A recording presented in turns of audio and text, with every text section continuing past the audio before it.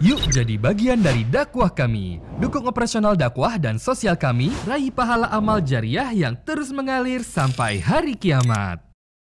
Bismillah, Assalamualaikum warahmatullahi wabarakatuh. Alhamdulillah, tidak pernah berhenti lisan kita sebagai seorang muslim dan mukmin selalu memuji dan memuja Allah. Dua susunan kata ini tidak asing buat kita semuanya, adalah dua susunan kata bersyukur. Berterima kasih kepada Sang Pencipta Allah atas segala nikmat yang melimpah, yang sangat sulit kalau untuk dihitung. Dan Allah sudah mengekalkan dalam kitabnya, wa in ta'uddu ni'matallahi la tuhsuha. Kalau kalian ingin menghitung-hitung nikmat Allah, maka kalian tidak akan mampu. Dari pertama kita lahir sampai detik ini, di siang ini kita berkumpul di rumah Allah ini, dari makanan, minuman, oksigen, air, dan apapun yang membuat roda kehidupan kita bisa berjalan, serta sampai menjelang ajal datang nanti, semuanya akan terus terlimpahkan nikmat Allah. Dan Allah membolehkan kita menikmatinya, tetapi diikuti dengan bersyukur. Dan salah satu hal yang luar biasa, karena Allah mudahkan bersyukur dengan dua susunan kata ini. Alhamdulillah. Termasuk tentunya kita berkumpul di masjid ini, itu semua dengan izin Allah subhanahu wa ta'ala. Allah telah memilih kita di antara hamba-hambanya yang ingin tergerakkan hatinya untuk datang ke majelis ilmu, sholat berjamaah di masjid, dan tentu kita berharap semoga Allah ikhlaskan niat kita dan terima ini sebagai tambahan amal saleh, dan alhamdulillah atas semua itu. Selanjutnya kita panjatkan salam hormat kita kepada utusan Allah Nabi besar Muhammad sallallahu alaihi wa ala alihi wa sahbihi wasallam, sebagaimana Allah telah perintahkan kita untuk mengucapkan salam hormat kepada beliau, dan tentunya kita berharap mendapatkan apa yang sudah dijanjikan, dan Allah maha benar dengan janjinya, yaitu orang yang mengucapkan satu kali salam kepada manusia terbaik ini akan dibalas dengan 10 salam dari Allah subhanahu wa ta'ala. Seperti biasa, bila Allah subhanahu wa ta'ala masih memberikan kesempatan, dan semoga memang Allah mudahkan kita untuk itu, yaitu membahas dan membedah buku Dr. Ahmad Mustafa Mutawalli dengan judul terjemahan Kunci Sukses di Alam Kubur. Dan setiap kali kita memulai buku ini, sudah sering kami ingatkan buat diri kami dulu, baru kemudian Bapak Ibu sekalian, rahimani rahimakumullah, tentang masalah pentingnya seorang muslim dan muslimah sadar dan segera mengambil sebuah langkah yang konkret dalam menyelamatkan dirinya sebelum tiba masa di mana dia masuk ke kuburan. Semuanya akan berpisah dengan dia. Apapun yang ada di sekitarnya, bahkan yang biasa dikenakan di tubuhnya pun, dari pakaian, makanan dan minuman yang biasa dikonsumsi, rumah yang biasa ditinggali, ranjang yang ditiduri, dan segala macam hal. Begitu juga dengan pasangan hidup, anak-anak, dan apapun yang berhubungan di sekitar kita selama di dunia ini akan kita tinggalkan. Yang ikut bersama kita di kuburan nanti adalah hanya amal soleh saja. Dan kami ingatkan kembali sabda Nabi SAW, bila anak Adam meninggal dunia, maka akan ikut ke kuburan 3 hal. 2 akan pulang dan 1 akan tetap bersamanya. Yang akan pulang adalah keluarganya dan juga hartanya. Harta akan dibagi menjadi warisan, dan keluarga akan kembali beraktivitas seperti mana kita dulu waktu masih hidup beraktivitas. Kemudian akan tinggal bersamanya amalnya. Inilah yang banyak dilalaikan oleh banyak manusia. Mereka betul-betul rugi nanti dan menyesal karena sholat-sholat yang dilalaikan, puasa yang dilalaikan, zikir, baca Quran, dan segala macam jenis ibadah. Kalau seandainya satu sosok jenazah dihidupkan di saat ini, lalu kita minta untuk dia berbicara dan bagaimana pengalaman dia selama menjadi mayit di kuburan, maka pastikan dia akan terus berharap agar bisa mengerjakan satu amal soleh. Dan akan memotivasi kita akan mengerjakan amal soleh, walaupun itu sederhana. Walaupun hanya senyum dengan seorang muslim, walaupun hanya sekedar memaafkan orang lain, walaupun hanya dengan sedekah, dengan semudah apapun yang kita miliki. Sampai sebagian salaf tidak punya apa-apa disedekahkan kecuali sebutir bawang, maka dia pun bawa dan dia sedekahkan pada saat dia ke masjid. Dan semua amal soleh tentunya akan sibuk dikerjakan. Begitu juga semua pelanggaran agama pasti akan ditinggalkan, karena memang itu akan membawa pada hukuman Allah subhanahu wa ta'ala. Jadi kita harus engah dan sadar, majelis ilmu seperti ini pasti akan punya efek. Efeknya itu adalah mulai akal kita berpikir lebih jauh, mulai hati kita lebih dalam merenung, dan mulai ada perubahan-perubahan sikap dan keputusan kita setelah majelis ilmu. Siapa yang merasakan itu berarti memang dia mendapatkan manfaat dari majelis ilmu tersebut. Dia merasa ingin segera bertaubat kepada Allah, meninggalkan dosa-dosa, menyempurnakan kekurangan, dan sibuk mengerjakan amal-amal soleh sebanyak dia mampu. Semua itu efek dari ilmu. Dan siapapun yang Allah karunia ini harusnya dia menjaganya. Jangan malah dia lalaikan. Seperti misalnya setelah bubar, lalu kemudian syaitan bisikin dia, kan tadi sudah duduk di majelis ilmu. Sekarang kita santai dululah. Seakan-akan ibadah itu sebuah beban. Padahal orang yang menikmatinya dia akan menjadi sebuah kenikmatan yang tidak terhingga. Sulit sekali mempertemukan nikmatnya sholat, nikmatnya baca Quran, berzikir, berdoa, bermunajat dengan Allah SWT dan patuh pada syariatnya dengan kemaksiatan. Itu antara langit dan bumi. Bagaimana seseorang mempertemukan antara kenikmatan hubungan biologis halalnya dengan perzinahannya? Itu tidak akan mungkin bisa ketemu. Bagaimana seseorang bisa mempertemukan antara rezeki yang halal yang dia dapatkan tanpa ada beban dan tanpa ada ketakutan kalau itu adalah hak orang lain dengan hasil curian dan manipulasi. Bagaimana orang bisa mempertemukan antara yang hak dan yang batil? Itu tidak mungkin. Maka kenikmatan yang sebenarnya justru ada pada amal-amal soleh tersebut. Tinggal bagaimana kitanya yang menata dalam diri kita dan menanamkan di benak kita kalau itu adalah sebuah kenikmatan. Majelis ilmu seperti ini sebuah kenikmatan yang tidak terhingga. Sebagaimana juga ahli maksiat, mereka kalau duduk gosip atau lagi di karaoke nyanyi-nyanyian atau mabuk-mabukan atau judi, mereka merasakan kenikmatan. Dan sudah pernah kami ingatkan, dua kenikmatan ini tidak akan pernah bertemu. Siapapun yang masih membuka pintu kemaksiatan kepada Allah Subhanahu wa taala harus segera ditutup. Karena itu akan sangat mengganggu kenikmatan ibadahnya. Kenapa ada orang yang buru-buru kalau sholat? Kenapa ada orang malas berzikir, tidak dijaga? Kenapa ada orang masih tidak mau baca Quran rutin? Kenapa ada orang masih memilih-milih majelis ilmu kapan dia mood dan tidak mood misalnya, atau kapan dia mau atau tidak mau? Karena memang dia masih membuka pintu pelanggaran. Andai saja dia menutup keran pelanggaran tersebut, maka semua ibadah ini akan terasa nikmat sekali. Bahkan dia akan ketagihan.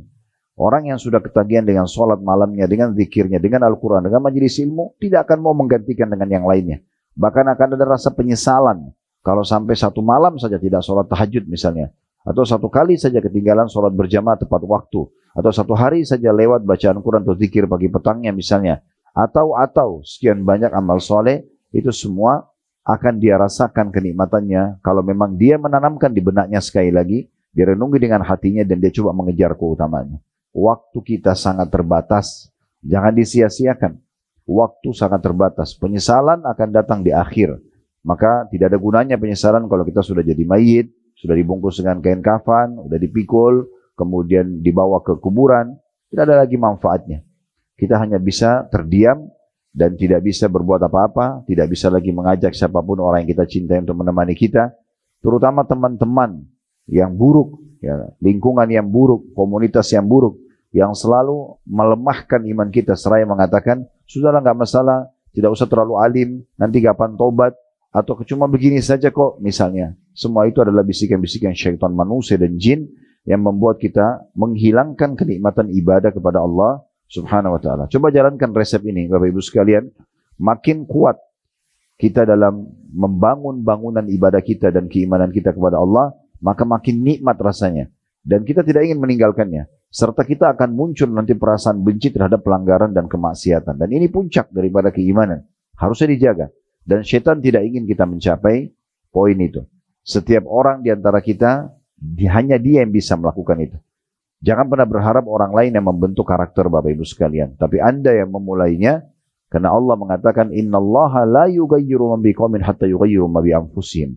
Allah tidak akan mengubah nasib satu kaum, keadaannya, pola fikirnya, pola hidupnya, pola tidurnya, makan dan segala macam hal, sampai dia mulai mengubah dengan dirinya sendiri. Baru Allah berikan dia taufik atau kemudahan untuk bisa berubah.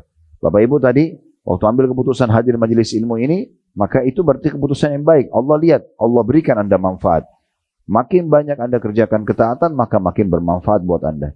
Jangan pernah membuka lagi pintu pelanggaran, ditutup semua kerannya, maka Anda akan rasakan lebih besar kenikmatan ibadah itu. Baik, dalam buku ini, itu tadi kita kembali mengingatkan judul buku kita. Karena saya berharap Bapak Ibu sekalian, majelis ilmu seperti ini jangan hanya masuk telinga kanan, keluar telinga kiri, apa yang disampaikan, atau hanya karena memuji masjidnya, atau banyaknya jemaah, itu tidak penting sama sekali. Yang penting Bapak Ibu pulang bawa manfaat, berubah atau tidak. Kalau nggak ada perubahan, percuma majelis ilmu. Hanya datang untuk gosipin orang, atau pamer pakaian, atau ketemu teman, itu sayang sekali kalau hanya itu. Karena memang majelis ilmu sekali itu, sudah cukup harusnya mengubah orang lebih baik dan lebih dekat kepada Allah. Sebagaimana majelis yang buruk, sekali pertemuan duduk dengan para pezina, para pendusta, para ahli maksiat akan mengubah kita juga. Bisa membawa efek kepada kita dan bahkan bisa rusak seumur hidup. Oleh karena itu kita harus betul-betul menyelamatkan diri kita sebelum terlambat. Dan kita sudah membahas kunci sukses di alam kubur ini sampai di poin nomor 12 pada pertemuan yang lalu tentunya. Dan itu adalah menjaga wudhu sebelum sholat.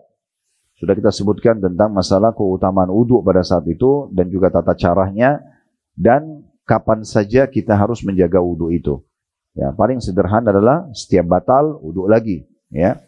Dan ada perbuatan Abdullah bin Umar radhiyallahu anhu kurang lebih Sabtu kedua ya di bulan ini, pekan kedua, kami sempat tablik akbar serial sahabat di Blok M tentang Abdullah bin Umar. Itu adalah satu perbuatan yang unik sekali, di mana beliau ya selalu menjaga wudhunya dan ditanya kepada Nafi'. Nafi' ini adalah pembantu beliau. Bagaimana sholat malamnya Abdullah bin Umar radhiyallahu anhu? Maka kata Nafi', kalian tidak akan mampu mengikutinya. Karena orang yang bertanya ingin mencontohi. Maka Nafi' pun menggambarkan bahwasanya Abdullah bin Umar setiap selesai sholat 2 rakaat dari sholat tahajudnya, beliau wudhu lagi untuk 2 rakaat selanjutnya. Salam, wudhu lagi untuk rakaat yang selanjutnya. Begitu seterusnya. Karena memang dianjurkan sunnah Nabi SAW setiap mau sholat berwudhu misalnya. Maka saking inginnya menjaga keutamaan ini, gugurnya dosa-dosa, bercahayanya kita pada hari kiamat, dan sekian banyak keutamaan yang sudah kita sebutkan pada pertemuan yang lalu, maka itu akan didapatkan makin banyak atau makin sering orang wudhu, maka makin besar manfaat yang akan didapatkan. Pengguguran dosa, cahaya pada hari kiamat, dan juga hal-hal lain seperti ada hadis yang menjelaskan masalah perhiasan yang akan didapatkan pada hari kiamat, menjangkau semua tempat yang tersentuh air wudhu, dan sekian banyak keutamaan yang sudah kita bahas pada pertemuan yang lalu. Namun dititik beratkan oleh penulis di poin nomor 12 pertemuan kita yang sebelumnya, dari halaman 34 sampai 36, adanya hadis yang menjelaskan kalau wudhu termasuk menyelamatkan dari siksa kubur. Ya. Kita akan masuk sekarang, 3 poin ini berdekatan satu sama yang lain. Ya. Kebiasaan penulis di sini, Dr. Ahmad Mustafa Mutawalli, beliau kadang-kadang tidak menulis dalil di sebuah poin, tapi ternyata itu karena digabung dengan poin yang sesudahnya. Mirip dengan kasus yang pernah kita rincikan secara detail, ya, kalau Bapak Ibu ngikutin dari awal kelas kita ini, itu di beberapa poin yang sebelumnya, tepatnya di poin 8 tentang sholat, poin ke-9 tentang puasa, poin ke-10 tentang zakat, dan poin ke-11 tentang menebar kebaikan. 4 poin ini digabungkan semua oleh beliau dengan satu dalil yang ada di poin nomor 11. Walaupun di saat itu kita sempat rincikan satu persatu tentang sholat itu seperti apa, puasa seperti apa, zakat seperti apa, dan juga menebar kebaikan seperti apa. Tapi ini adalah salah satu metode yang beliau gunakan dalam menulis. Nah, di poin nomor 13 ini, Bapak Ibu kalau pegang bukunya nggak melihat ada dalil. Kenapa? Karena dalilnya di poin 13 ini masuk di poin nomor 14. Jadi digabung antara membaca Al-Quran dan juga sedekah. Di poin 15-nya, ini tentang masalah surah Al-Mulk. Namun kita akan fokus membahas satu poin saja nanti. Cuma memang saya harus membaca dalilnya. Jadi kita akan bahas sekarang poin 13 masalah membaca Al-Quran dan keajaibannya. Kemudian kita akan bahas nanti insyaAllah pertemuan akan datang di poin nomor 14 sedekah. Lalu nanti kita akan bahas secara khusus juga poin nomor 15 dengan mentadabburi 30 ayat surah Al-Mulk.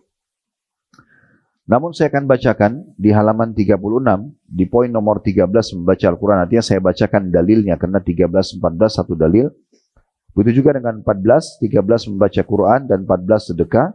Kata penulis sebagaimana disebutkan dalam riwayat At-Tabarani, yu'tar rajulu fi qabrihi, fa idza utiya min qibali ra'sihi dafa'athu tilawatul Quran, wa idza utiya min qibali yadayhi dafa'athu sadaqah, wa idza utiya min qibali rijlaihi dafa'athu masyuhu ilal masajid.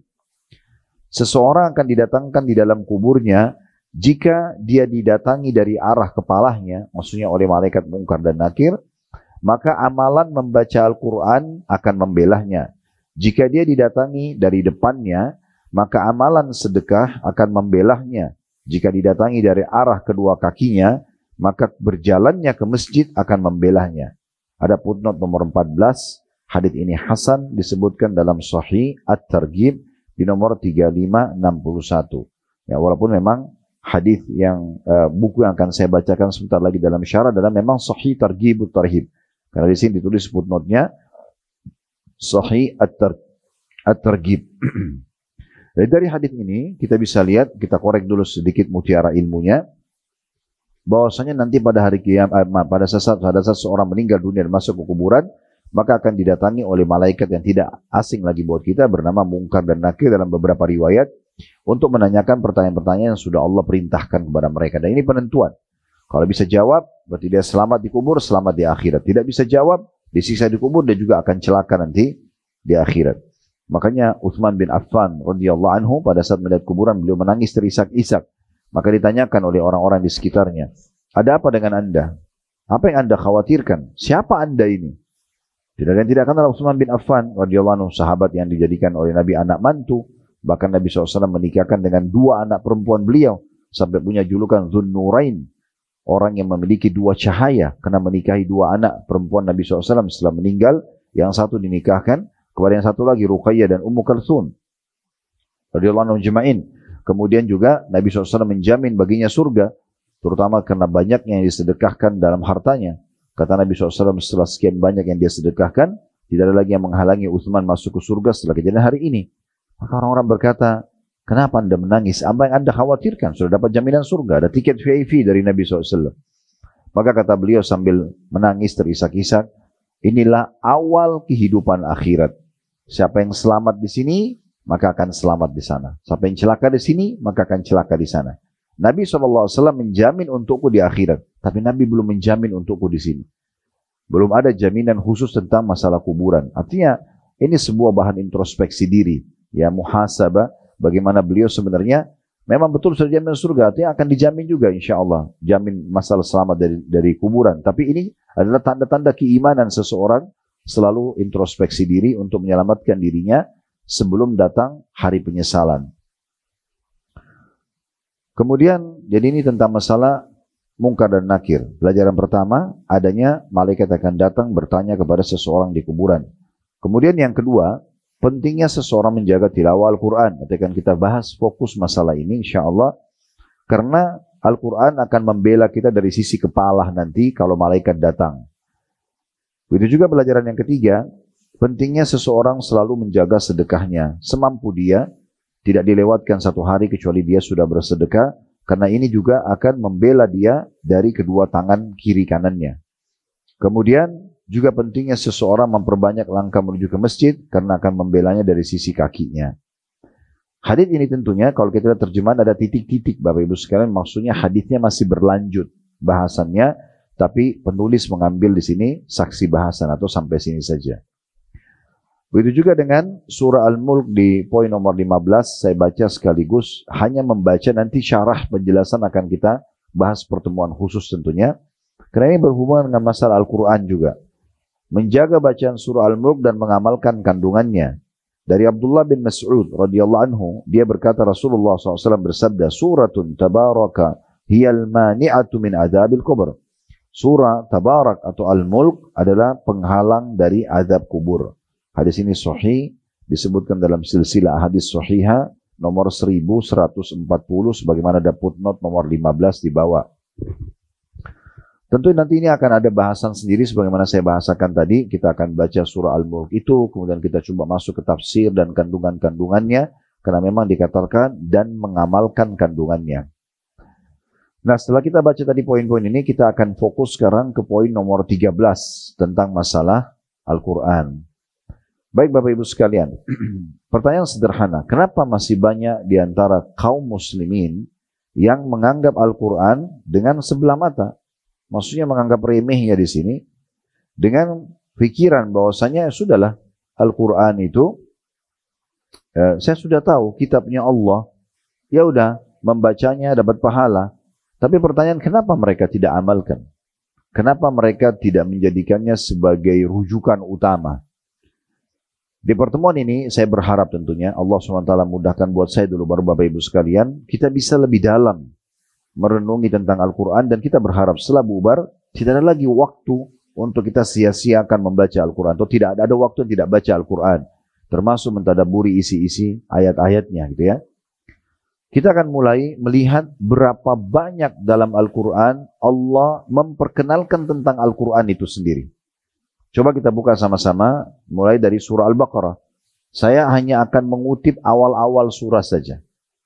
Silakan dibuka aplikasi Al-Quran di handphonenya. Kita lihat awal-awalnya saja. Setiap surah ini yang akan kami sebutkan, kita lihat awal-awalnya. Bagaimana Allah menggambarkan tentang agungnya, muliahnya, dan dahsyatnya Al-Quran itu. Supaya kita teman-teman sekalian bisa tahu ini bukan buku seorang profesor yang mahir di bidangnya, atau ini bukan sebuah buku bestseller yang banyak dibaca kisah di dalamnya oleh orang-orang. Tapi ini adalah kitab dari Allah Subhanahu wa Ta'ala, pencipta alam semesta ini. Inilah panduan hidup kita. Dari sinilah kita bisa belajar bagaimana kita selamat dunia akhirat. Mana yang boleh dan tidak boleh yang kita kerjakan dan kita nikmati. Jadi ini bukan main-main. Kita ingin mendapatkan kisah tentang umat-umat sebelum kita, ada, lengkap semuanya. Kisah yang diceritakan tentang masalah ya, Nabi Adam dan kedua anaknya Khabil dan Habil, misalnya kisah tentang Nabi Idris, Nabi Hud, Nabi Saleh, Nabi Shu'aib, Nabi-Nabi semuanya bersama dengan kaumnya. Dan memang itu wajib untuk dipelajari sebenarnya. Karena dari situ kita bisa tahu sejarah yang benar. Inilah sebenarnya sejarah yang benar manusia itu dari Al-Quran, bukan dari yang lainnya. Jadi jangan omong kosong melihat sinetron, melihat sandiwara yang diceritakan oleh banyak film-film. Ini omong kosong semuanya. Banyak umat Islam lebih percaya dengan film-film tersebut sehingga dihafal, ditahu judul film tersebut, ditahu alur ceritanya, walaupun sebenarnya itu fiktif dalamnya. Banyak sekali yang fiktif. Sementara Al-Quran adalah kitabullah yang merupakan panduan hidup, dan inilah true story sebenarnya. Inilah sejarah yang sebenarnya manusia dari Al-Quran itu. Kita ingin mencari tentang apa yang kita butuhkan sekarang. Teknologi, ilmu pengetahuan, ya, kita punya di situ. Kita ingin mengenal Tuhan Allah Subhanahu wa Ta'ala. Dalam Al-Quran ada semuanya. Jadi kita jadi tahu keajaiban pergantian siang malam, turunnya hujan, ya. Semua ini siapa yang mengatur? Kadar panas matahari yang bisa masuk ke bumi, ya. Kemudian lebih detail kepada manusia sendiri, sistem pencernaan, sistem pertahanannya, dari mata melihat, telinga mendengar, tangan meraba, menjama, memegang, kaki melangkah, fungsi-fungsi semua organ-organ tubuh, otot-ototnya, urat-urat saraf, rinciannya terlalu detail, ya. Semua itu diciptakan oleh Sang Pencipta Allah satu yang Maha Esa, dan Al-Quran menggambarkan dan memperkenalkan siapa zat yang mulia ini. Kita ingin mengetahui tentang apa yang terjadi di masa akan datang. Apa itu kematian? Bagaimana sudah kematian? Bagaimana alam kubur? Bagaimana nanti hari kebangkitan? Apa akhir dari semuanya ini? Ada surga bagi yang patuh. Bagaimana surga itu? Apa yang ada di dalamnya? Fasilitasnya seperti apa? Bagaimana menjangkaunya? Begitu juga dengan neraka, ancaman bagi para pembangkang. Apa saja di dalamnya? Beruntunglah orang yang faham masalah ini. Itulah isi Al-Quran. Tidak ada sesuatu yang berubah dari Al-Quran dari semenjak turun, Bapak Ibu sekalian. Inilah satu-satunya buku yang tidak akan pernah berubah. Bahkan kitab-kitab Samawiyah yang sebelum Al-Quran saja, Allah belum menjamin ya akan dijaga. Tapi Al-Quran dijaga oleh Allah Subhanahu wa Ta'ala. Allah berfirman, Inna nahnu nazzalna dzikra wa inna lahu lahafidun. Kami turunkan az-dzikra atau Al-Quran sebagai peringatan, dan kami pasti akan menjaganya. Satu huruf saja orang coba mengubah Al-Quran, maka akan ketahuan. Al-Quran akan terus dihafal sama hafalan dari zaman Nabi SAW sampai hari kiamat nanti. Tidak akan ditemukan ada orang yang bisa menghafal isi Injil atau isi Taurat yang sama. Karena perubahan terlalu terjadi. Mereka ada revisi. Kalau kita tidak ada, akan sama terus. Ya. Dan ini semua adalah keajaiban Al-Quran. Bisa dilihat misalnya dalam surah Al-Baqarah, surah nomor 2 dalam Al-Quran, di ayat-ayat pertamanya. Allah berfirman, Bismillahirrahmanirrahim, Alif Lam Mim. Alif Lam Mim adalah huruf-huruf dalam Al-Quran, di awal-awal Al-Quran, yang ulama lebih cenderung mengatakan Allah lebih tahu maknanya. Karena belum pernah ditemukan Nabi Muhammad SAW menafsirkan huruf-huruf yang terputus seperti ini. Jadi kita imani, Hamim, Toha, Yasin, ya. ta, sin, mim, semua ini adalah Allah lebih tahu maknanya, atau bisa bermakna nama lainnya surah itu. Kemudian Allah mengatakan di ayat selanjutnya, ya, di ayat 2-nya, "Dzalikal kitabu la raiba fi, hudan lil muttaqin." Kitab Al-Quran ini tidak ada keraguan padanya. Maknanya tidak ada yang perlu ya dicari tahu lagi otentik atau enggak, benar atau enggak. Ini pasti benar. Enggak ada keraguan di dalamnya, sedikit pun. Kita kalau punya produk pun, misalnya kita punya rumah, masih bisa muncul satu keraguan. Kita nulis sebuah buku, masih bisa muncul sebuah keraguan. Apakah ini sudah sempurna atau belum? Rumah ini sudah bersih atau belum? Makanan ini sudah enak atau belum? Pakaian ini bisa bertahan lama atau tidak? Dan sekian banyak keraguan yang bisa muncul. Tapi Al-Quran Allah memastikan di surah nomor 2 ini, di ayat 2-nya, ini adalah kitab yang tidak ada keraguan di dalamnya. Tidak akan pernah berubah, dan siapa yang berpegang teguh padanya maka akan mulia. Jibril alaihissalam disebutkan namanya dan dikenal juga karena membawa Al-Quran kepada Nabi SAW. Nabi Muhammad SAW mulia karena Al-Quran. Ya. Semua yang tersandarkan pada Al-Quran akan mulia. Termasuk para pembaca dan para penghafalnya. Rugi orang kalau nggak paham ini, Bapak Ibu sekalian. Ini jangan masuk telinga kanan, keluar telinga kiri ini. Ini poin penting sekali. Fahami ini kitab dari Allah, tidak ada keraguan di dalamnya. Orang yang bersandar padanya akan mulia bersama Al-Quran. Karena Al-Quran akan selalu mulia sampai hari kiamat. Lalu Allah mengatakan, dia akan menjadi petunjuk bagi orang-orang yang bertakwa. Orang yang mau dengar, patuh kepada Allah, maka dia akan mendapatkan itu. Dia akan mendapatkan itu. Ya. Kemudian surah setelahnya, Al-Imran, surah nomor 3. Di ayat 3-nya, surah nomor 3 ayat 3. Tadi Al-Baqarah surah nomor 2 ayat 2. Ya. Allah berfirman, Nazzala alaikal kitaba bil haqqi musaddiqan lima baina yadayhi wa anzala at-taurata wal injil. Dialah Allah, pencipta alam semesta ini, yang menurunkan Alkitab atau Al-Quran kepadamu hai Muhammad dengan sebenarnya. Isinya membenarkan kitab yang diturunkan sebelumnya dan menurunkan Taurat dan Injil. Allah memastikan itu, ya. Dan di ayat 4-nya Allah mengatakan min qablu hudan linnasi wa anzalal furqan. Innal ladzina kafaru bi ayati llahi lahum adzabun syadid wallahu azizun dzuntiqam. Sebelum Al-Qur'an, ya, maksudnya diturunkan Taurat dan Injil, kena lanjut dari ayat 3-nya. Dikatakan oleh Allah, saya ulangi dari ayat 3-nya, dialah Allah yang telah menurunkan Alkitab atau Al-Quran kepadamu dengan sebenarnya, membenarkan kitab yang telah diturunkan sebelumnya, dan menurunkan Taurat dan Injil sebelum Al-Quran. Jadi ayat 3 dan ayat 4 nyambung. Sebagai petunjuk atau menjadi petunjuk bagi manusia, bukan hanya orang beriman. Al-Quran itu bisa jadi petunjuk bagi semua manusia. Mereka mau cari ilmu pengetahuan ada. Kisah tentang orang sebelum tadi, true historinya manusia juga ada. Mau cari tentang masa depan juga ada. Kemudian dan dia juga menurunkan Al-Furqan, ini nama lainnya Al-Quran. Al-Furqan artinya membedakan antara hak dengan batil. Mau cari kebenaran, di mana yang sebenarnya, mau cari kebatilan, yang mana yang sebenarnya, maka Al-Quran menjelaskan itu. Sesungguhnya orang-orang yang kafir terhadap ayat-ayat Allah ini Al-Quran, mereka memiliki siksa atau akan mendapatkan siksa yang pedih. Dan Allah zat yang maha membalas, yang memberikan hukuman yang berat. Kemudian selanjutnya, di dalam surah Al-A'raf, di ayat 2-nya, Allah subhanahu wa ta'ala berfirman, ini di ayat 2 sama ayat 3 ya. Surah Al-A'raf. Kitabun unzila ilaika fala yakun fi sadrika harajun minhu litunzira bihi wa dzikra lil mu'minin. Ini adalah sebuah kitab Al-Quran yang diturunkan kepadamu hai Muhammad secara khusus. Maka janganlah ada kesempitan di dalam dadamu karenanya. Jangan sampai, benar nggak sih? Hukumnya bagus nggak sih? Relevan nggak sih? Nggak ada masalah itu semuanya. Tidak akan pernah berubah. Sekali haram, haram. Sekali halal, halal. Perintahnya jelas, larangannya jelas. Maka janganlah hai Muhammad ada kesempitan di dalam dadamu karenanya, supaya kamu memberikan dengan Al-Quran itu peringatan ya, kepada orang-orang kafir dan menjadi pelajaran bagi orang-orang beriman. Orang kafir diingatkan ada Tuhanmu, beriman itu akan selamat, ada surga, ini loh surga, ada neraka, ini loh bahaya ancamannya. Dan bagi orang-orang beriman bisa menjadi pelajaran, dijadikan sebagai panduan hidupnya.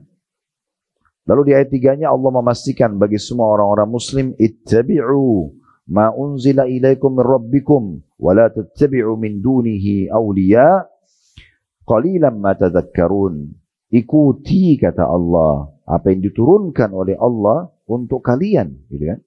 Apa yang diturunkan untuk kalian. Dan jangan ikuti selain daripada itu. Jadi ikuti apa yang diturunkan di sini maksudnya adalah pelajari, tekuni isinya, jadikan sebagai panduan hidup, gitu kan? Jangan sampai luput. Ikuti apa yang diturunkan kepadamu dari Tuhanmu dan jangan kamu mengikuti selainnya, pemimpin-pemimpin selain Allah maksudnya, karena Allah memberikan panduan yang benar di sini. Amat sedikitlah kamu mengambil pelajaran darinya, maksudnya dari Al-Quran itu. Kemudian selanjutnya surah Yunus. Di ayat 1-nya Allah Subhanahu wa taala berfirman setelah bismillahirrahmanirrahim, alif lam ra tilka ayatul kitabil hakim. Alif lam ra, tadi sudah kita jelaskan huruf-huruf yang terputus ini dalam Al-Quran. Allah lebih tahu maknanya. Inilah ayat-ayat Al-Quran yang mengandung hikmah. Hikmah itu adalah ilmu yang luas, informasi yang valid, hikmah. Kemudian surah Hud setelahnya. Di ayat 1-nya juga Allah berfirman setelah bismillahirrahmanirrahim, alif lam ra kitabun uhkimat ayatu thumma fussilat min ladun hakimin khabir. Alif lam ra, inilah suatu kitab Al-Quran yang ayat-ayatnya disusun dengan rapi. Ini kata Allah. Ayat-ayatnya disusun dengan rapi serta dijelaskan secara terinci. Ini firman Allah nih, ya. Yang diturunkan dari sisi Allah yang maha bijaksana lagi maha tahu. Jadi makna ayat ini luar biasa dalamnya. Jangan dikeluarkan dari hati kita ini dan pikiran kita. Harus direnungi, ini Al-Quran kitab yang luar biasa dahsyatnya. Saya ulangi terjemahannya, surah Hud ayat 1 alif lam ra, inilah kitab yang ayat-ayatnya disusun dengan rapi serta dijelaskan secara terinci, yang diturunkan dari sisi Allah yang maha bijaksana lagi maha tahu. Ini yang turunkan, yang perintahkan kalian untuk membacanya, memahaminya, menerapkan hukum-hukumnya, ya, mengamalkan isinya, itu adalah Sang Pencipta Allah yang menciptakan alam semesta ini. Surah Yusuf setelahnya, di ayat 1 sampai ayat 2-nya, ini masih berurut-urut ya, walaupun ada beberapa surah nanti yang terlangkahi, karena saya bilang tadi saya coba fokus ambil awal-awal surah saja. Tapi mayoritas surah Al-Quran di awal-awalnya, ya, itu kebanyakan menyinggung tentang sifat-sifat Al-Quran ini. Surah Yusuf ayat 1 dan ayat 2 setelah bismillahirrahmanirrahim, alif lam ra tilka ayatul kitabil mubin. Alif lam ra, ini adalah ayat-ayat kitab Al-Quran yang nyata dari Allah, dari Sang Pencipta. Jadi yang kita butuh untuk tahu siapa yang menciptakan alam semesta ini, siapa yang menggantikan siang malam, siapa yang menurunkan hujan dari langit, siapa yang menciptakan diri kita sendiri, siapa yang memilih mata ini seperti ini, kemudian sampai ke sekitar kita pohon-pohon, hewan-hewan, siapa yang mengatur semua sistem yang raksasa sekali ini. Itu adalah Allah Subhanahu wa taala. Allah mengatakan, kita yang selalu kita ucapkan la ilaha illallah, tidak ada Tuhan, pencipta, pemilik, penguasa, menghidupkan matikan kecuali Allah. Allah mengatakan alif lam ra, inilah ayat-ayat Al-Quran yang nyata dari Allah sebagai panduan hidup. Ayat 2-nya, inna anzalnahu qur'anan arabiyyan la'allakum ta'qilun. Sungguhnya kami benar-benar menurunkan Al-Quran dengan berbahasa Arab agar kamu memahaminya. Bisa bermakna adalah dengan mempelajari bahasa Arab, kalian akan langsung bisa memahaminya. Ya. Setelahnya surah Ar-Ra'd. Di ayat pertama juga Allah Subhanahu wa taala menjelaskan kenapa semua ini berada di ayat-ayat pertama, agar orang faham begitu baca Quran, oh ini nih, bukan sembarangan buku ini, bukan sembarangan kitab ini. Di awal-awalnya selalu. Di ayat 1 surah Ar-Ra'd bunyinya setelah Bismillahirrahmanirrahim, Alif Lam Mim Ra. Tilka ayatul kitab walladzi unzila ilaika min rabbikal haqq walakinna aktsaran nasi la yu'minun. Alif Lam Mim Ra. Ini adalah ayat-ayat Alkitab atau Al-Quran dan kitab yang diturunkan kepadamu daripada Tuhanmu atau dari Tuhanmu. Ini adalah benar. Akan tetapi kebanyakan manusia tidak beriman kepadanya. Tidak mau baca, tidak mau tahu isinya. Padahal mudah sekali. Apalagi di masa kita sekarang, sudah diikuti dengan terjemahan. Surah setelahnya. Tadi Ar-Ra'd surah nomor 13, ini surah nomor 14, surah Ibrahim. Surah setelahnya, di ayat 1 juga begitu. Allah berfirman dalam surah Ibrahim. Setelah Bismillahirrahmanirrahim, Alif Lam Ra. Kitabun anzalnahu ilaika litukhrijan nasa minadh dhulumati ilan nuri bi'idni rabbihim ila siratil azizil hamid. Alif Lam Ra. Ini adalah kitab Al-Quran yang kami turunkan kepadamu, hai Muhammad. Untuk apa? Supaya kamu mengeluarkan manusia dari gelap gulita, maksud dari kekafiran, tidak mengenal Allah, tidak tahu panduan hidup, tidak tahu mana boleh dan tidak boleh dari makanan, minuman, pergaulan, pendapatan. Al-Quran datang menjelaskan semua itu. Alif Lam Ra. Ini adalah kitab yang kami turunkan kepadamu supaya kamu mengeluarkan manusia dari gelap gulita kepada cahaya terang benderang, panduan hidup yang jelas. Dengan izin Tuhan mereka, yaitu menuju jalan Tuhan yang maha perkasa lagi maha terpuji. Hanya Al-Quran yang bisa memandu ke jalan mengenal sang pencipta Allah Subhanahu wa ta'ala. Al-Hijr selanjutnya. Di ayat pertama juga. Setelah Bismillahirrahmanirrahim. Ini surahnya berurut ya. Ada nanti beberapa surah memang tidak berurut. Karena kita ambil di awal-awalnya tadi saya bilang. Ini Al-Hijr masih berurut. Kemudian Allah berfirman setelah Bismillahirrahmanirrahim, Alif Lam Ra. Tilka ayatul kitabi wa Qur'anin mubin. Alif Lam Ra. Surah ini adalah sebagian dari ayat-ayat Alkitab yang sempurna. Yaitu ayat-ayat Al-Quran yang memberi penjelasan. Sempurna. Gak ada celah salahnya. Tidak ada keraguan di dalamnya. Kenapa masih gak mau baca? Kenapa masih tidak mau pahami artinya? Kenapa tidak mau tadabbur? Kenapa tidak mau menghafalnya? Ada masalah apa nih? Ayat demi ayat Allah kenalkan tentang Al-Quran ini. Saya ulangi lagi, Alif Lam Ra.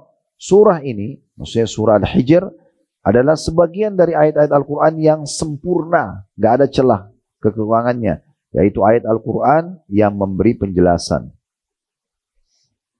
Selanjutnya, surah Al-Kahfi. Kita lewatin surah Al-Isra itu ya. Kita ke surah Al-Kahfi karena saya bilang tadi awal-awal surah. Di ayat pertama surah Al-Kahfi, Allah berfirman setelah Bismillahirrahmanirrahim, Alhamdulillahilladzi anzala ala 'abdil kitaba wa lam yaj'al lahu 'iwaja. Segala puji bagi Allah yang telah menurunkan kepada hambanya. N-nya besar kata ganti Allah. Al-Kitab, maksudnya Al-Quran.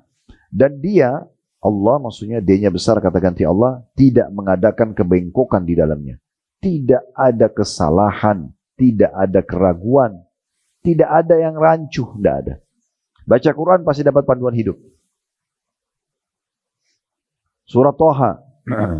Surah nomor 20. Tadi Al-Kahfi 18. Surah Maryam kita langkahi 19. Karena di awalnya itu berbicara tentang masalah kisah Nabi Zakaria. Ya. Kita masuk ke surah Toha. Sebenarnya di situ juga ada penjelasan tentang Al-Quran ya. Tetapi saya ingin mengambil di awal-awal surah ini yang langsung menyebutkan Al-Qurannya atau Alkitab nama lainnya. Surah Toha berbunyi setelah Bismillahirrahmanirrahim, Toha. Ya, ini sama tadi Toha, Alif Lam Mim, Tasimin sama. Ya. Kemudian ayat 2-nya, Ma anzalna 'alaikal Qur'ana litashqa. Kami tidak turunkan Al-Quran ini kepadamu, hai Muhammad, agar kamu menjadi susah. Di ayat 3-nya, illa tadhkiratan liman yakhsha.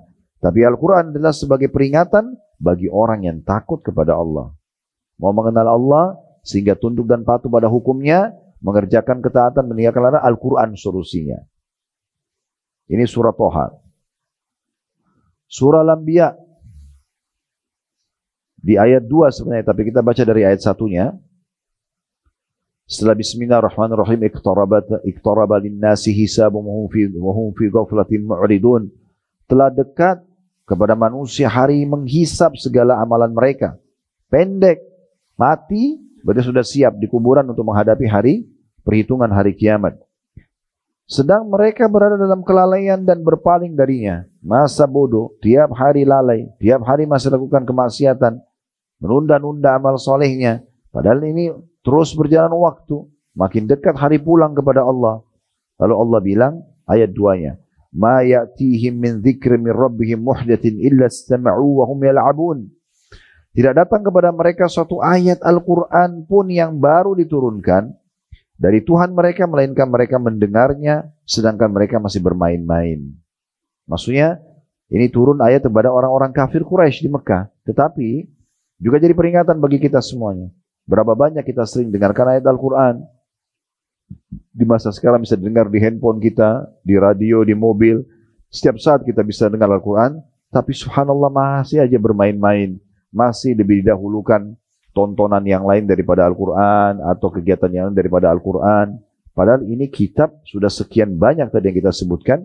Allah berfirman ya, kita hanya memaparkan tentang bagaimana dahsyatnya Al-Quran itu.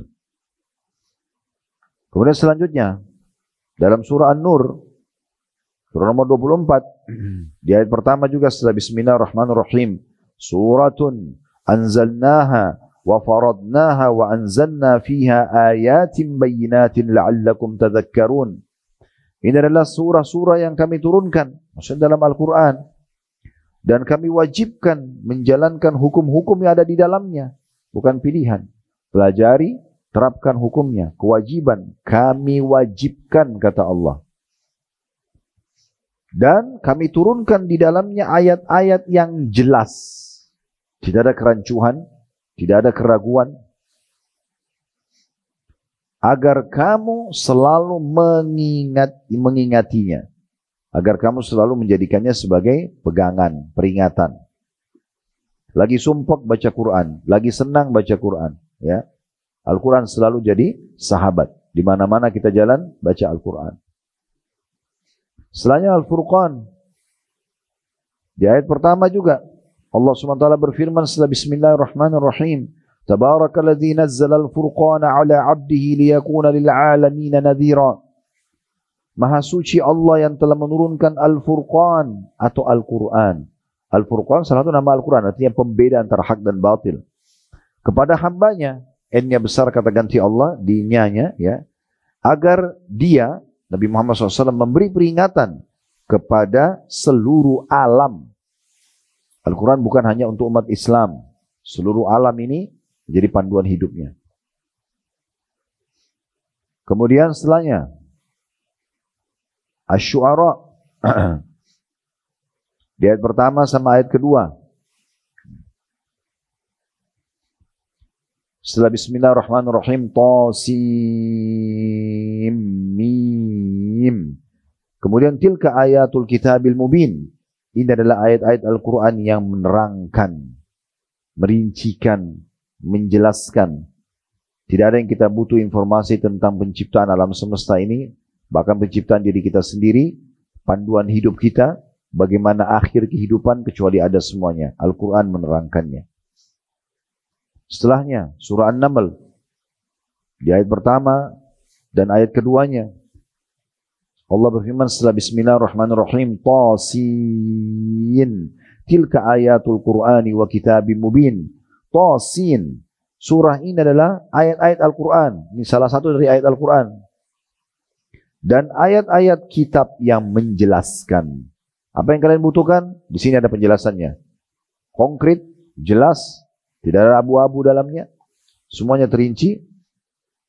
Allah mengatakan di ayat 2-nya, bagi siapa? Hudan wa busyra lil mu'minin. Sebagai petunjuk dan berita gembira untuk orang-orang yang beriman. Berarti orang yang jauh dari Al-Quran bukan orang yang beriman. Orang yang beriman pasti tidak jauh dari Al-Quran. Karena ini petunjuk dan berita gembira bagi orang-orang yang beriman. Karena mereka punya panduan hidup. Mereka jadi tahu bagaimana mereka mengatur kehidupan mereka. Bagaimana mereka selamat dunia akhirat. Ini ada dijelaskan dalam Al-Quran. Surah Luqman setelahnya. Di ayat pertama, ayat kedua dan ayat ketiga. Allah berfirman. Setelah Bismillahirrahmanirrahim. Alif Lam Mim. Tilka ayatul kitabil hakim. Alif Lam Mim. Ini adalah ayat-ayat Al-Quran yang mengandung hikmah. Hikmah adalah ilmu yang luas. Ya. Penuh dengan kebijaksanaan. Ayat tiganya. Hudan wa rahmatan lil muhsinin. Akan menjadi petunjuk dan rahmat bagi orang-orang yang berbuat kebaikan. Mau jadi orang baik? Ikuti Al-Quran. Setelah sekian banyak ayat ini, kalau tidak jadikan Al-Quran sebagai sahabatnya, tempat dia bergantung, ya selalu dibaca dan dipelajari, maka ini berarti tidak mau menjadi orang-orang seperti ini. Ini petunjuk bagi orang yang bertakwa, petunjuk bagi orang yang berbuat baik, bagi orang yang beriman, gitu ya. Surah Sajdah di ayat 1 dan ayat 2-nya. Setelah Bismillahirrahmanirrahim, Alif Lam Mim. Tanzilul kitabi la raiba fihi min rabbil alamin. Alif Lam Mim. Turunnya Al-Quran yang tidak ada keraguan di dalamnya adalah dari Tuhan alam semesta. Sekali lagi ini bukan buku yang ditulis bestseller di kalangan manusia yang bisa salah, bisa direvisi. Ini nggak ada revisi. Dari pertama turun sampai nanti hari kiamat akan sama. Hukumnya sama, informasinya sama, semuanya valid, semuanya konkret. Selesai. Ya. Jadi ini betul-betul kitab Al-Quran yang tidak ada keraguan di dalamnya adalah turun dari Tuhan alam semesta. Surah Yasin.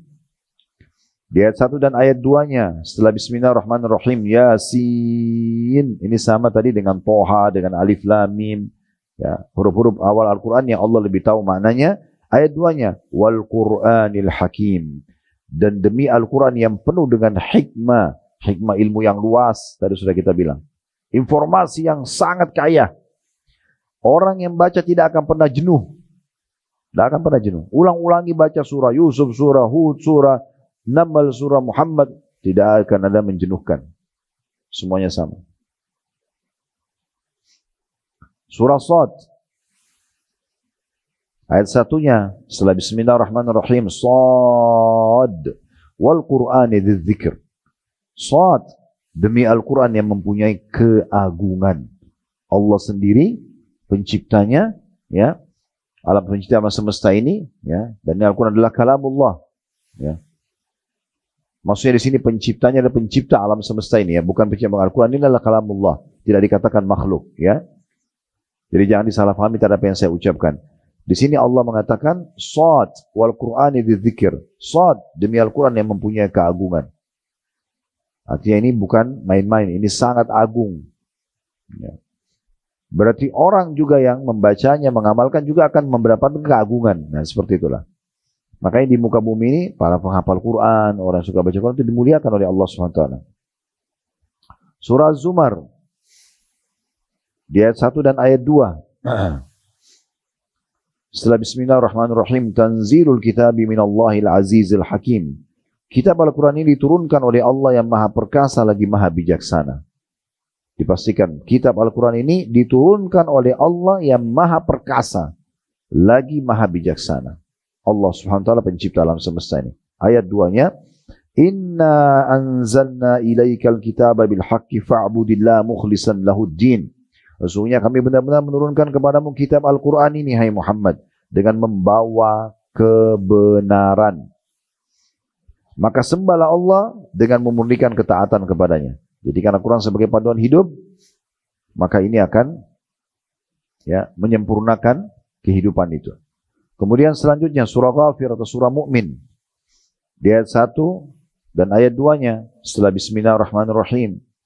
Tentu ada pendapat ulama teman-teman sekalian, kalau kita baca ayat Al-Quran misalnya dalam buku, atau kita jadikan sebagai dalil, bisa kita tidak baca bismillah, tapi ini karena kita niat baca Al-Quran, ya. Maka kita membaca Bismillahirrahmanirrahim, kemudian Hamim. Ini sama tadi penjelasannya seperti sebelumnya. Ayat 2-nya, Tanzilul kitabi minallahil azizil alim. Diturunkan kitab ini Al-Quran dari Allah yang maha perkasa lagi maha mengetahui. Artinya tidak usah khawatir dengan mempelajari Al-Quran kalian akan celaka. Karena yang melindungi kalian yang maha perkasa.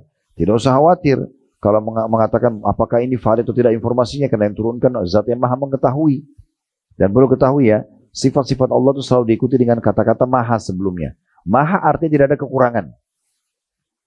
Ya, maha besar tidak ada yang lebih besar dari dia. Maha mengetahui berarti tidak ada satupun celah ya didahului dengan kebodohan atau ketidaktahuan. Allah dari awal tahu sampai selamanya tahu. Sifatnya maha sempurna.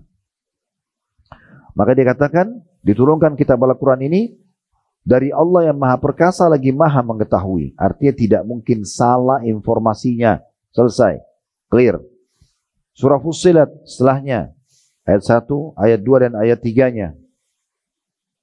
Sebenarnya sampai ayat keempat juga bisa ya. Tapi kita saksi bahasan 1 sampai 3. Setelah Bismillahirrahmanirrahim. Hamim. Ayat 2-nya. Tanzilun minarrahmanirrahim. Diturunkan Al-Quran ini dari Tuhan yang maha pemurah lagi maha penyayang. Yang butuh kasih sayang, butuh perhatian, butuh pertolongan. Nah ini Al-Quran solusinya. Karena turun dari zat yang maha pengasih dan maha penyayang. Kemudian ayat 3-nya, kitabun fussilat ayatu Qur'anan Arabiyyan liqaumi ya'lamun. Kitab yang dijelaskan ayat-ayatnya, yakni bacaan dalam bahasa Arab untuk kaum yang mengetahui, maksudnya mau belajar. Bagi mau belajar dia akan dapat ilmunya. Selanjutnya, setelahnya, ya. Di ayat pertama sampai ayat kedua, ya. Langsung setelah Fussilat. Surah apa itu? Di Asyura dimulai dengan Hamim ya. Tanzilu minarrahmanir rahim. Iya kan? Di awalnya itu. Enggak. Hamim wal kitabil mubin. Hamim wal kitabil mubin. Ya, di surah Az-Zukhruf. Di 3 ayat pertama. Setelah Bismillahirrahmanirrahim. Hamim wal kitabil mubin. Demi kitab Al-Quran yang menerangkan. Inna ja'annahu Qur'anan Arabiyyan la'allakum ta'qilun. Sungguhnya kami menjadikan Al-Quran dalam bahasa Arab supaya kamu memahaminya. Maksudnya supaya mempelajarinya. Kemudian surah Dukhan. Di ayat 1 sampai ayat 3. Surah Dukhan ayat 1 sampai ayat 3. Pertama setelah Bismillahirrahmanirrahim. Ayat pertama Hamim. Ayat 2-nya wal kitabil mubin. Demi kitab Al-Quran yang menjelaskan. Kemudian ayat 3-nya, Inna anzalnahu fi laylatin mubarakah, inna kunna munzirin. Sungguhnya kami menurunkan pada suatu malam yang diberkahi, dan sungguhnya kamilah yang memberi peringatan. Kemudian selanjutnya, Al-Jathiyah. Ayat 1 sampai ayat 2. Ini tentang orang-orang nanti pada hari kiamat banyak yang berlutut di depan neraka karena menyesal. Terutama orang-orang kafir, orang munafik gitu ya. Ini digambarkan dalam surah Al-Jathiyah. Di 2 ayat pertamanya setelah Bismillahirrahmanirrahim. Hamim. Tanzilul kitabi minallahil azizil hakim. Kitab ini Al-Quran diturunkan dari Allah yang maha perkasa lagi maha bijaksana. Setelahnya Al-Ahqaf. Ayat 1 sampai ayat 2. Masih ayat-ayat pertama semua ini ya. Setelah Bismillahirrahmanirrahim. Hamim. Tanzilul kitabi minallahil azizil hakim. Diturunkan kitab ini benar-benar dari Allah yang maha perkasa lagi maha bijaksana. Berapa kali Allah ulangi tentang masalah ini supaya kita mengambil pelajaran. Ini tidak salah. Kitabnya turun dari Allah. Setelahnya surah Qaf. Ayat pertamanya setelah Bismillahirrahmanirrahim. Qaf wal Qur'anil Majid. Qaf demi Al-Quran yang sangat mulia. Tadi disebutkan agung, sekarang disebutkan mulia. Ya. Tentu kalau kita memuliakan sesuatu, maka kita pasti akan meletakkan pada tempatnya. Nah, Al-Quran ini sangat mulia. Kemudian dalam surah Ar-Rahman selanjutnya. Ayat 1 sampai ayat 2. Bismillahirrahmanirrahim. Ar-Rahman, Tuhan yang maha pemurah. Allamal Quran, ayat 2-nya. Yang telah mengajarkan Al-Quran, yang memudahkan bagi orang yang mau belajar baca, menulis, ya, memahami, itu Allah mudahkan. Surah Jin setelahnya, langkahi beberapa surah, langsung ke surah Jin. Ayat 1 sampai ayat 2 setelah bismillahirrahmanirrahim. Qul uhiya ilayya annahu istama'a nafarun minal jinni faqalu inna sami'na qur'anan ajaba. Katakan hai Muhammad, telah diwahyukan kepadamu bahwasanya telah mendengarkan sekumpulan jin akan Al-Quran. Lalu mereka berkata, sesungguhnya kami telah mendengarkan Al-Quran yang menakjubkan. Ini tentang kisah jin Nusaybin, ya. Jin ini kalau Bapak Ibu kembali ke kajian Sirah Nabawi kami sudah kami jelaskan. Setelah meninggalnya Khadijah radhiyallahu anha di Mekah dan Abu Talib, maka tidak ada lagi yang mendukung Nabi Muhammad SAW dalam dakwah yang punya kekuatan di Mekah, sehingga Nabi dan kaum muslimin diganggu sekali oleh orang Quraisy. Maka Allah menghibur Nabi Muhammad SAW dengan meninggalnya dua orang yang dikenal dengan Amul Huzun, tahun kesedihan, dengan dua kejadian besar, Isra Mi'raj dan masuk Islamnya jin Nusaybin. Jadi ada kalangan jin yang Allah datangkan, melihat Nabi lagi baca Quran, mereka duduk dan dengarin Al-Quran itu. Nah, ini Allah gambarkan di ayat 1 dan ayat 2 surah Jin. Katakan hai Muhammad, telah diwahyukan kepadamu bahwasanya telah mendengarkan sekumpulan jin akan Al-Quran itu. Lalu jin-jin itu berkata, mereka berkata, sesungguhnya kami telah mendengarkan Al-Quran yang menakjubkan. Nah, jadi ini kebodohan kalau ada orang datang sengaja ke dukun, lalu dukun itu minta tolong sama setan-setan. Yang di kalangan jin pun ada yang beriman, justru menganggap Al-Quran itu menakjubkan. Ayat 2-nya, sifat Al-Quran dalam gambaran jin-jin itu, saat dengar ayat Al-Quran, yahdi ila rusydi fa'amanna bih, walan nusyrika bi rabbina ahada, yang memberi petunjuk kepada jalan yang benar, lalu kami beriman kepadanya dan kami sekali-kali tidak akan mempersekutukan Tuhan kami dengan sesuatu apapun. Dan tentu saja kalau kita ingin mengorek ayat-ayat Al-Quran cukup banyak, ya, berhubungan dengan masalah ini di awal-awal surahnya saja, di awal-awal surah, ya. Sekarang karena melihat waktu, ya, ini sudah hampir 1:30, hanya menyebutkan ke Bapak Ibu awal-awal surah Al-Quran. Sekarang belum kita masuk ke masalah keutamaan Al-Quran itu sendiri. Kita akan coba masuk ke penjelasan dari hadis-hadis Nabi SAW. Tadi saya bilang saya akan bacakan dari kitab Sahih Targhib Tarhib di jilid 3-nya. Ada khusus kitab babnya itu, kitab tentang membaca Al-Quran, kitab nomor 13. Di bab pertamanya diangkat hadis yang pertama oleh Al-Mundhiri rahimahullah dan disahihkan oleh Syekh Al-Albani rahimahullah. Dari hadis Utsman bin Affan radhiyallahu anhu, beliau mengatakan Nabi SAW bersabda, khairukum man ta'allama al-Qur'ana wa 'allamah. Sebaik-baik kalian adalah orang yang mempelajari Al-Quran dan mengajarkannya. Hadis ini hadis sahih riwayat Bukhari dan Muslim. Tentu juga diriwayatkan oleh Abu Dawud, An-Nasai, Ibnu Majah dan yang lain-lain. Makna khairukum man ta'allama al-Quran. Manusia yang paling baik di antara kalian, maksudnya yang paling pantas jadi suami, jadi istri, jadi orang tua, jadi anak, jadi sahabat, partner bisnis, tetangga, pemimpin, bawahan, adalah orang yang mempelajari Al-Quran dan mengajarkannya. Tolok ukur orang itu baik atau tidak dalam pandangan Nabi Muhammad SAW adalah ahli Al-Quran. Mahir gak baca Quran? Cinta gak dengan Al-Quran? Suka baca gak? Suka tadabbur gak? Menghafal gak? Gitu ya. Walaupun tidak semua yang dihafal sama dia, tapi dia sangat berhubungan dengan Al-Quran. Nah, itu baru bisa dijadikan orang yang paling pantas dari semua tadi status. Istri, suami, orang tua, anak, ya, sahabat, partner bisnis, tetangga, dan segala macam hal. Ini salah satu maknanya. Sebaik-baik kalian, yang paling pantas kita muliakan, kita hormati, adalah orang yang mempelajari Al-Quran. Baik itu bacaannya, kandungan makna dan hukumnya, menghafalnya dan mengamalkannya. 4 hal ini, ya. Jadi dia membaca, dia merenungi makna, dia menghafal, dia mengamalkan. Ya, gitu. Dan dikatakan sini mempelajari Al-Quran dan sekaligus mengajarkannya. Jadi apa yang kita sudah tahu dari beberapa surah Al-Quran, kita ajarkan kepada orang lain yang terdekat saja, gitu ya. Hadits kedua yang disebutkan oleh Al-Mundhiri, hadits yang sangat masyhur tentang keutamaan yang kita dapatkan, yaitu hadits dari Ibnu Mas'ud radhiyallahu anhu bahwasanya Rasulullah SAW bersabda, man qara harfan min kitabillah falahu bihi hasanah. Barang siapa yang membaca satu huruf dari kitabullah Al-Quran, satu huruf, bukan satu kata, bukan satu kalimat, satu hurufnya, maka dengannya ia akan mendapat satu kebajikan, satu pahala. Wal hasanatu bi asyri amthaliha. Satu pahala itu, satu kebajikan akan dilipat gandakan 10 kali lipat. Jadi maksudnya satu huruf 10 pahala. La aqulu dalam kurung alif lam mim harf. Saya tidak mengatakan alif lam mim, kata Nabi SAW, satu huruf. Padahal ini huruf-huruf ya, disatukan. Tapi Nabi bilang saya tidak katakan itu. Walakin alifun harf.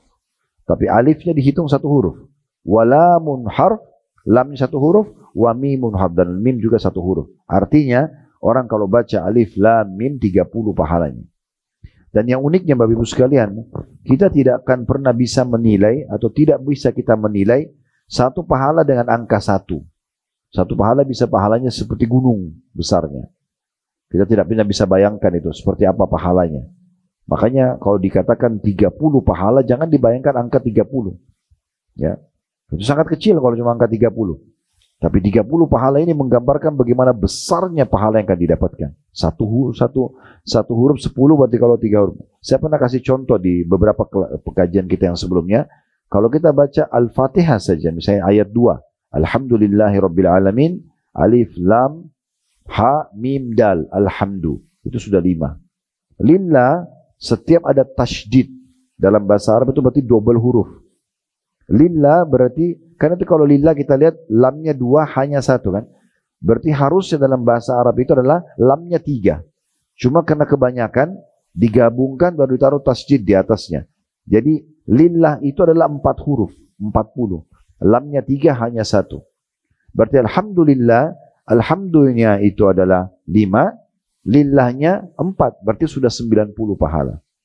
Rabbi sama ada tasydid. Akar katanya robabah, 2 baknya digabung, karena agak sulit disebutkan maka digabung jadi pakai tasydid jadi rob, berarti 30 pahala. 90 tambah 30 berapa? 120. Kalau hitung-hitungan duit cepat banget misalnya. Kalau angka ya. Selanjutnya alamin, alif lam ain alif lam mim ya nun, ini 8 huruf berarti 80. 120 tambah 80, 200 pahala. Hanya alhamdulillahi rabbil alamin.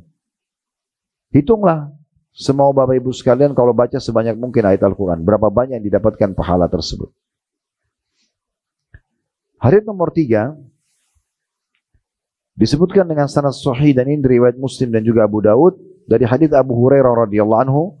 Di mana Rasulullah SAW bersabda, majtama'a qaumun fi baitin min buyutillahi yatluna kitab Allah wa yatadarasunahu bainahum illa nazalat alaihimus sakinah wa ghashiyatuhumur rahmah wa haffathumul malaika wa dzakarahumullahu fi man 'indah. Kata Nabi SAW, mulia sekali hadis ini ya, tidaklah satu kaum seperti kita komunitas begini berkumpul di salah satu rumah dari rumah-rumah Allah, masjid, sambil membaca kitabullah. Tadi sudah kita baca walaupun satu ayat tadi, ayat-ayat pertama itu membaca namanya. Dan saling ajar mengajar di antara mereka. Sekarang kita sedang pelajari isi-isi Al-Quran tersebut. Apa yang kita dapatkan? Melainkan ketentraman turun pada mereka. Bapak Ibu sadar nggak sadar ini? Kita sedang rasakan ketentraman itu. Kalau nggak tentram kita akan sudah keluar. Nggak ada kebisingan, pikiran jadi jernih, hati kita lagi tenang. Bapak Ibu sibuk menulis, merenungi maknanya. Itu ketentraman namanya. Allah turunkan di majelis itu. Kemudian yang kedua, rahmat meliputi mereka. Rahmat karunia Allah. Allah kasih kita tidak tahu berapa luas rahmat Allah SWT Allah berikan kepada kita. Ya. Kemudian yang ketiga, para malaikat mengitari mereka. Di sekitar kita ada malaikat walaupun tidak nampak dengan mata. Yang keempat, dan Allah menyebut mereka di hadapan para malaikat yang ada di sisinya. Allah membanggakan kita di depan para malaikatnya. Hadis keempat dengan sanad sahih. Dan ini hadis riwayat Muslim dan juga Abu Daud. Dari hadis Uqbah bin Amir radhiyallahu anhu, di mana Nabi SAW pernah menemui, kata beliau, kami di Sufa. Sufa itu satu tempat di belakang rumah Nabi bisa nampung sekitar 300 orang. Nabi SAW menampung orang situ yang mau menuntut ilmu dari kalangan sahabat yang miskin. Biasanya beliau kalau terima wahyu, beliau pertama nemuin orang-orang Sufa ini. Ya. Karena wahyu kadang-kadang turun, waktunya tergantung Allah izinkan kapan. Jadi bisa saja belum berkumpul orang waktu sholat, maka beliau temuin orang-orang Sufa. Kata Uqbah bin Amir, Nabi pernah keluar menemui kami di Sufa lalu berkata, ayyukum yuhibbu an yagduwa kulla yawmin ila buthana aw ila al-aqiqi fayatiya minhu binaqataini qaumawaini fi ghairi ithmin wala qati'atir rahim wala qat'ir rahim. Siapa di antara kalian, kata Nabi SAW, yang suka dan ingin pergi setiap hari ke Buthan ataupun ke Aqiq. Buthan ini ada nama sebuah lembah di Madinah yang berbeda jarak antara Aqiq sama dia, lembah yang lainnya. Ya, dua lembah yang ini umumnya waktu itu tidak ada orang yang tinggal di situ. Kalau sekarang di sekitarnya sudah banyak penghuni. Hari ini di kota Madinah. Di masa itu masih jauh sekali dari komunitas manusia gitu ya. Artinya di lembah yang tidak ada yang lewatin. Jarang sekali ada penghuni atau tidak ada penghuni, dan hewan-hewan yang lewat situ biasanya hewan-hewan tidak ada pemiliknya. Tidak ada pemiliknya. Ada unta-unta liar di padang pasir misalnya gitu ya. Maka kata Nabi SAW, siapa di antara kalian yang mau pergi ke Buthan atau Aqiq, dua lembah ini, tidak ada penghuni.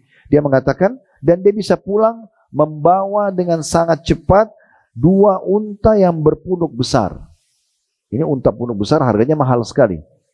Dan Nabi mengatakan, tanpa dosa, bukan karena dia mencuri, dan juga bukan karena memutus silaturahim, bukan karena mengambil hak kerabatnya, ribut sama kerabatnya, bukan warisan ini. Betul-betul unta liar, dia cuma pergi sana dapat langsung. 2 ekor, setiap hari dia bisa dapatkan. Artinya kalau kali 1 bulan, dia bisa punya 60 ekor unta. Maka fakulna, kata para sahabat, ya Rasulullah, kulluna nuhibbu dzalik. Wahai utusan Allah, kami semua mau itu. Qala afala yaqdu ahadukum minal masjid faya'lama aw yaqra ayataini min kitabillahi azza wa jal khairun lahu min naqatain wa thalathun khairun lahu min thalathin wa arba'un khairun lahu min arba'a wa min a'dadihinna minal ibil. Maka kata Nabi SAW, setelah sahabat mengatakan, kami semua mau itu ya Rasulullah. Hanya pergi ke lembah ini, jalan sebentar sejenak.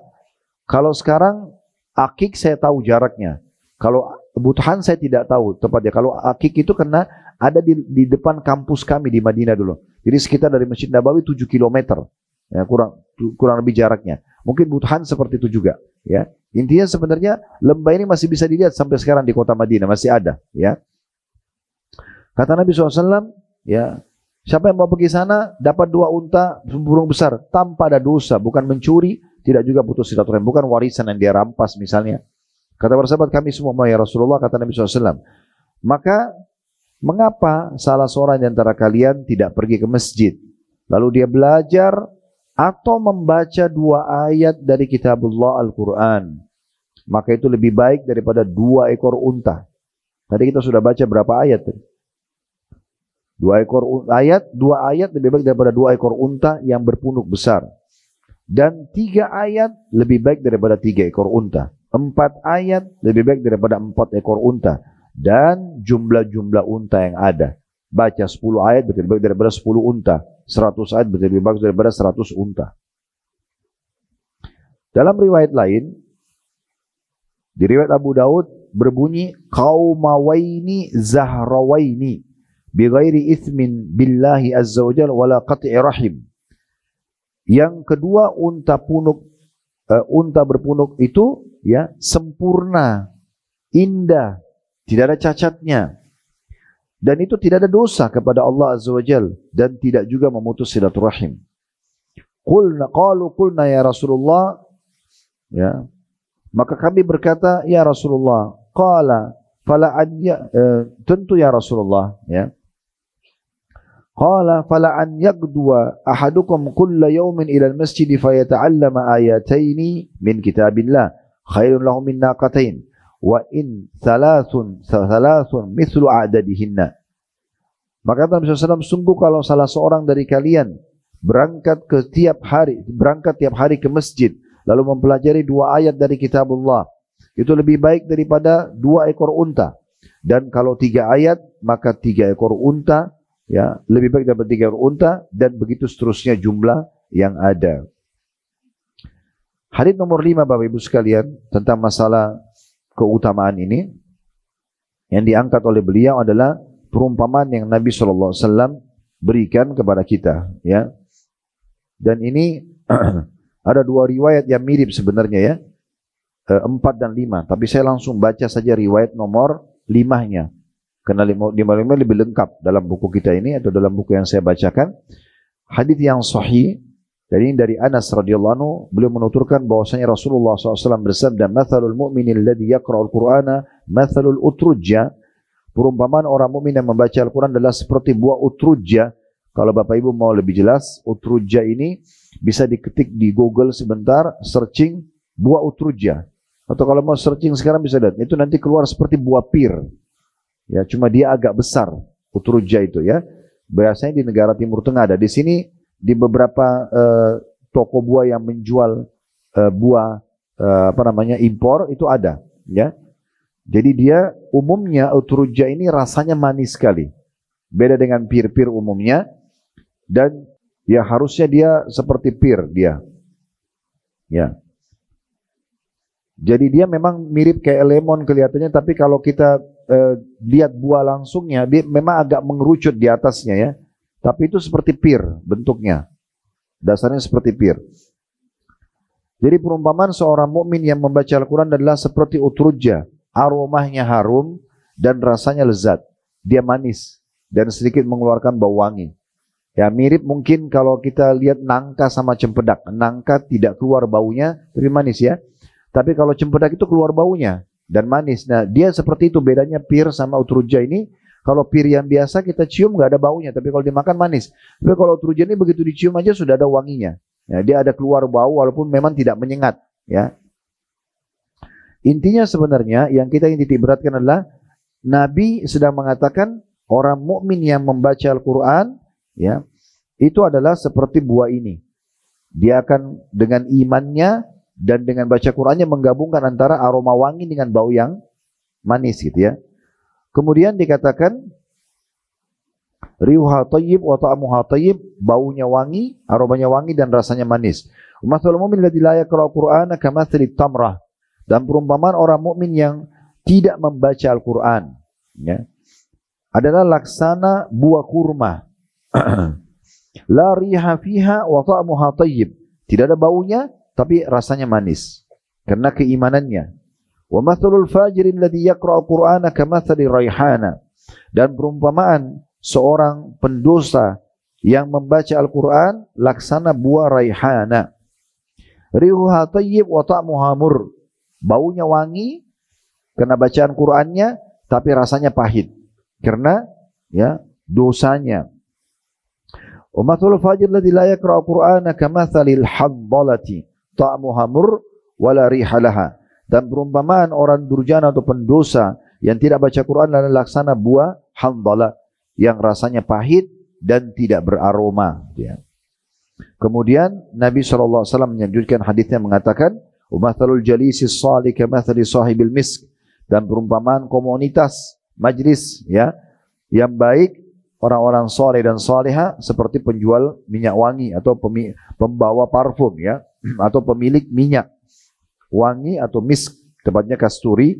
In lam yusibka minhu syai' asabaka min rihi. Kalau seandainya kamu tidak ya mengenainya, membelinya, memilikinya, maka kamu akan mencium aromanya. Wa mathalul jalisi su' kamathali sahibil kir. Dan perumpamaan majlis yang buruk atau komunitas yang buruk bagaikan pandai besi.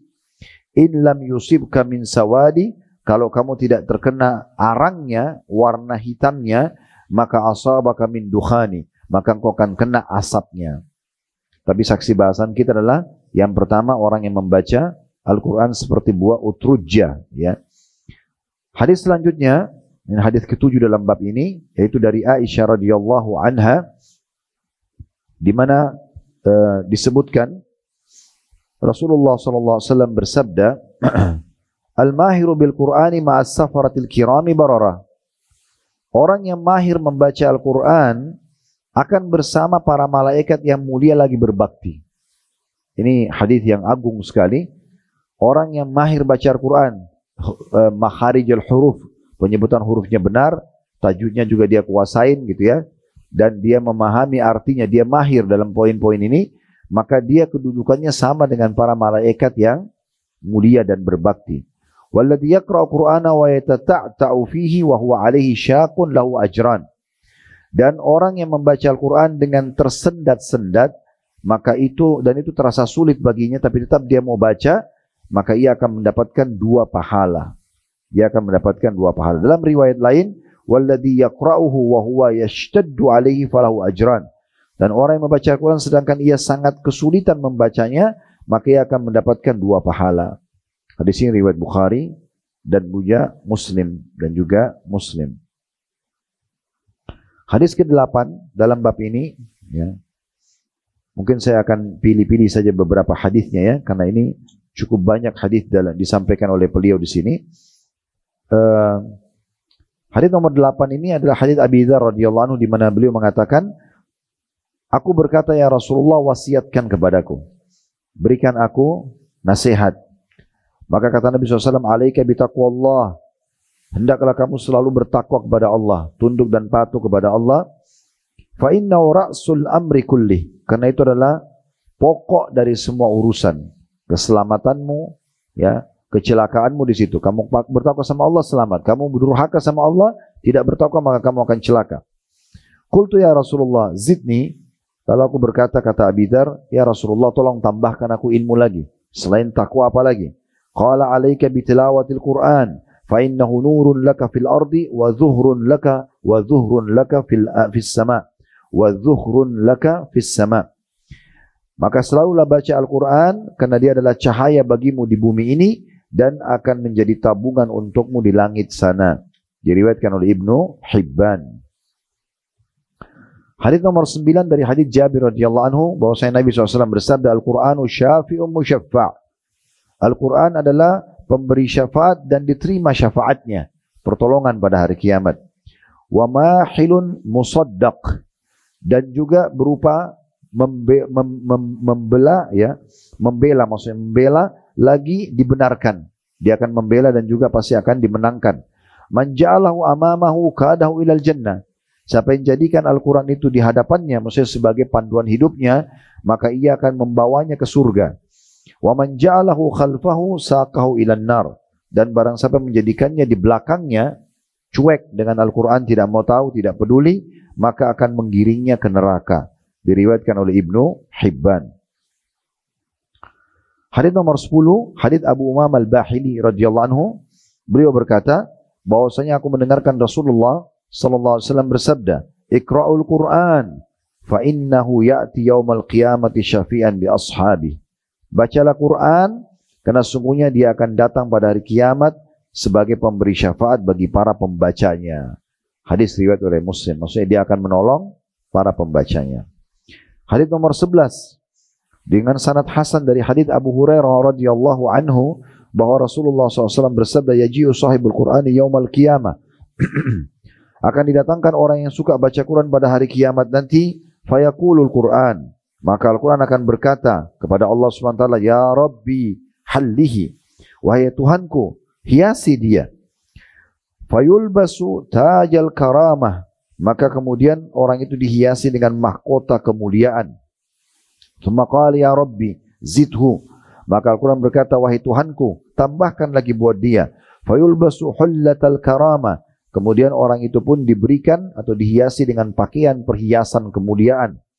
Tsumma yaqul ya Rabbi irba anhu, lalu Al-Quran akan berkata lagi, wahai Tuhanku, ridholah padanya. Mana ridho? Maafkan kalau punya kesalahan, lipat gandakan balasannya. Salah satu maknanya. Maka dikatakan fayarda anhu, maka Allah pun ridho kepadanya. Fayuqala lahu, maka akan dikatakan padanya, Iqra warqa wa yuzadu bikulli ayatin hasana. Maka akan dikatakan padanya nanti di surga, bacalah dan naiklah.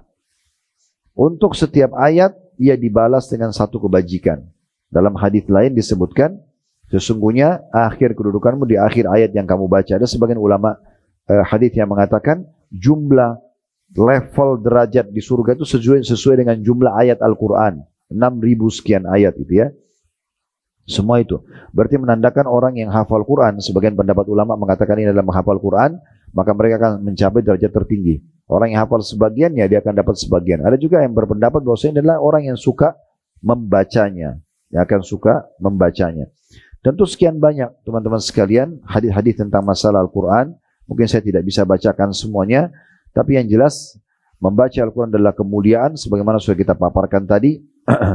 Dan juga tentunya kita akan meraih pahala yang sangat besar, dan sudah dikatakan tadi dia pembela pada hari kiamat. Dan lebih daripada sebelum itu semuanya adalah kita bisa lihat bagaimana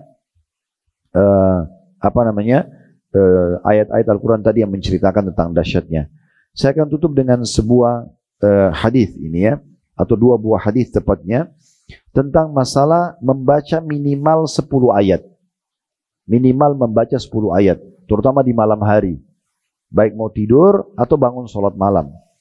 Hadis nomor 22 dalam bab ini dari hadis Abu Hurairah radhiyallahu anhu bahwasanya Rasulullah SAW bersabda, "Man qara'a 10 ayatin fi laila lam yuqtab minal ghafirin." Barang siapa membaca 10 ayat dalam satu malam, maka ia tidak akan dicatat termasuk orang-orang yang lalai. 10 ayat saja dia baca dari Al-Quran, maka tidak akan dicatat sebagai orang yang lalai. Sebenarnya dalam zikir mau tidur itu sudah ada ya. Ada Al-Ikhlas, ada Al-Falaq, An-Nas. Itu kalau digabung sudah lebih dari 10 ayat. Contohnya, makanya tidak boleh lalai gitu ya. Hadis ini riwayat Hakim dan beliau mengatakan sahih berdasarkan syarat Imam Muslim. Kemudian hadis yang lain, hadis nomor 23 dengan sanad sahih masih dari Abu Hurairah radhiyallahu anhu bahwasanya Rasulullah SAW bersabda, "Man hafadha ala haula'i salawatil maktubat lam yuktab minal ghafirin wa man qara fi lailatin mi'ata ayat kutiba minal qanitin." Barang siapa yang memelihara solat-solat wajib itu, subuh, duhur, asar, maghrib, isya, dia selalu on time, jaga kehusyuannya, niscaya ia tidak akan termasuk orang-orang yang lalai. Maksudnya akan Allah selalu jaga dia. Dan barang siapa yang membaca 100 ayat, kalau tadi kan 10 ayat. Nah kalau Bapak Ibu kembangkan jadi 100 ayat dalam satu malam, niscaya dia dicatat termasuk orang-orang yang senantiasa taat kepada Allah. Ya. Ada hadis lain yang menyebutkan, kalau 1000 ayat, maka dia akan mendapatkan pahala yang sangat melimpah. Nah seperti itulah. Ini tergantung tahapan Bapak Ibu biasa membaca. Nah saya berbagi saja. Kalau yang 10 ayat, kalau kita sholat tahajud, misal kita kan sholatnya 11 rakaat ya.